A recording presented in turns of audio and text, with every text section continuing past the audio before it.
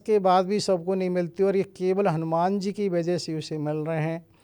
तो वहाँ पर ऐसा भी आता है कि केसरी एक तरह से अलग रहे हैं, क्योंकि केसरी तो साथ में ही थे, जबकि क्योंकि उन्हें लगा अब ये अंजना और उनका है, तो वो वहाँ पर वो तैयारी कर रही होती हैं। तभी प्रभु वहाँ पहुँचते हैं और वो कहते हैं एक तरह से, सानुज श्री राम और दशरथ के पुत्र आपको सादर प्रणाम करते हैं।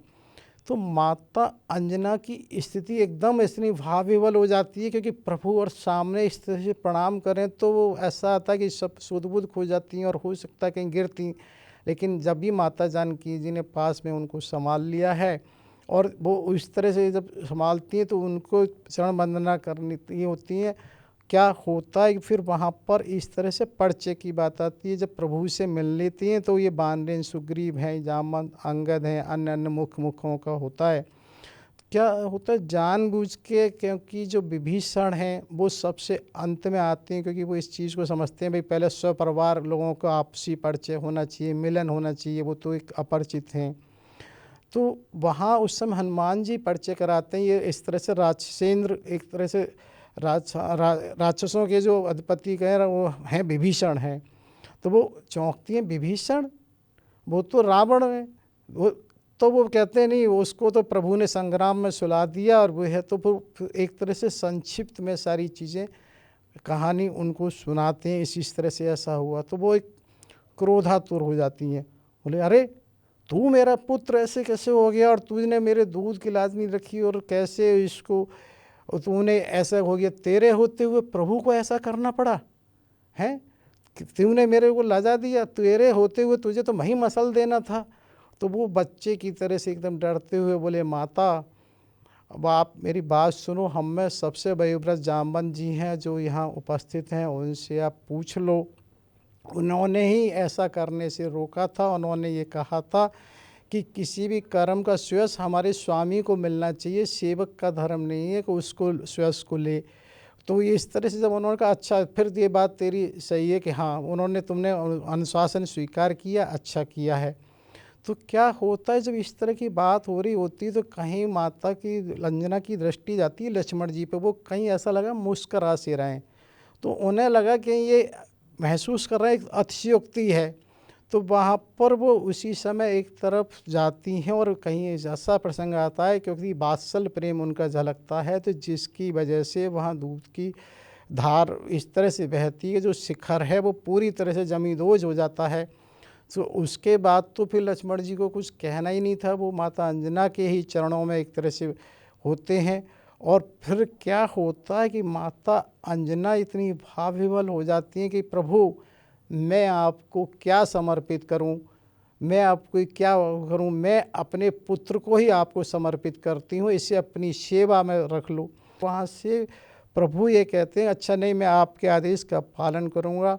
और थोड़ा फिर सब लोग विमान में बैठते हैं और चलते हैं। तो तय किया कि माता जानकी को जब आगे बढ़ते हैं तुरंत उन्हें जटायु का स्मरण होता है, और वो कहती हैं यहीं पर कहीं ना कहीं जटायुराज मिले होंगे, यहीं रहा होगा। कि ये माता जानकी के लिए विशेष महत्वपूर्ण होता है कि वो जटायु का जो उनका व्यवहार था एक तरह से पुत्रीवती और एक पुत्रवत था। उन्होंने उसने ही रक्षा के लिए अपने प्राण भी त्याग दी थी। और एक बार तो उन्होंने रावण को बिल्कुल एक तरह से उसका रथ भी तोड़ दिया था, वो कर दिया था, जिसकी वजह से उन्हें वो स्मरण था कि ऐसा लगा था।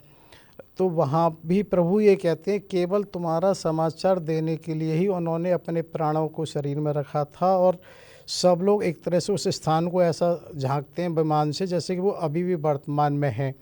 तो वहाँ पर वो ऐसा तो होना ही नहीं था। और उसके बाद वो एक तरह से वो ये भी कहते हैं कि यहीं से चलने के बाद कवंद मिला था, जिन्होंने राक्षस कवंद जो लक्ष्मण जी को एक तरह से ऐसे उठा लिया था जैसे कुछ है ही नहीं, उसकी मुक्ति कराने के बाद आगे बढ़े थे। तो यहाँ वो साथ ही साथ ना फिर वो पंचवटी का भी जिक्र करते हैं। ये वो वाली पंचवटी है जिससे एक तरह से वो हुआ था। तो पंचवटी का जिक्र यहाँ ये इसलिए करना ज़रूरी था क्योंकि वहीं से तो सीता हरण हुआ था। तो वो उस पंचवटी के बारे में कहते हैं जिसके कारण से यहाँ ये तुम्हारा अपहरण हुआ था, ये वही पंचवटी है। मतलब सर, मतलब मैं जहाँ तक समझ रहा हूँ कि राम कथा एक लीला तो है ही प्रभु की। इसके साथ साथ अगर हम वर्तमान समय को देखें तो माता सीता ने जो भूमिका निभाई है रावण वध के बाद, जैसे मंदोदरी माता के साथ चर्चा की है, फिर तारा माता के साथ भी की, एक तरह से राजनीतिक संबंधों को किस तरह से एक पारिवारिक संबंध बनाए, ये एक अहम भूमिका नहीं है अगर वर्तमान समय को देखें तो? क्योंकि ये इसलिए महत्वपूर्ण है कि अब वो माता जानकी भी जानती हैं कि उनको साम्राज्ञी होना है, तो साम्राज्ञी होना है तो साम्राज्ञी का दायित्व क्या होता है वो भली भांति जानती हैं, क्योंकि उन्होंने दोनों चीज़ें देखी हैं। जिस परिवार से आई हैं वो भी राजा जनक हैं, जिस परिवार में आई महाराज दशरथ चक्रवर्ती थे, तो वो समझती हैं कि कहाँ पर किस समय। और यही वास्तविक में आवश्यकता है कि आज के दौर में क्या है कि हम सब एक ही उसमें रहना चाहते हैं। जो भिन्न भिन्न भूमिका जिस समय की आवश्यकता हो उसके हिसाब से रह सकता है, वही वास्तव में ज़रूरी होता है। प्रभु श्री जैसे कि 14 वर्ष के वनवास प्रभु श्री राम अयोध्या की तरफ लौट रहे हैं। अब इसमें एक प्रसंग और श्री हनुमान जी का भी आएगा कि भरत जी को सूचना देने जाना है, लेकिन इच्छा थी कि इस प्रसंग में सुने, लेकिन समय की अपनी एक मर्यादा है। इसको हम अगली कड़ी में आपसे श्रवण करना चाहेंगे और इसके साथ साथ और भी जो अद्भुत लीलाएं होती हैं उनका भी श्रवण करेंगे। और आपने आज की जो हमें जानकारी दी और मार्गदर्शन किया, खासकर प्रभु श्री राम का, यानी कि अपने जो मेहनत से बनाया एक इतना बड़ा पुल का निर्माण किया सेतु का, और जिसको चाह रहे थे कि सदियों तक, लेकिन नहीं, एक मतलब बुरा होने की कल्पना भविष्य की, यानी कि नज़दीक का फायदा नहीं, दूर के दुष्परिणाम देकर उसको तुरंत ध्वस्त कर दिया।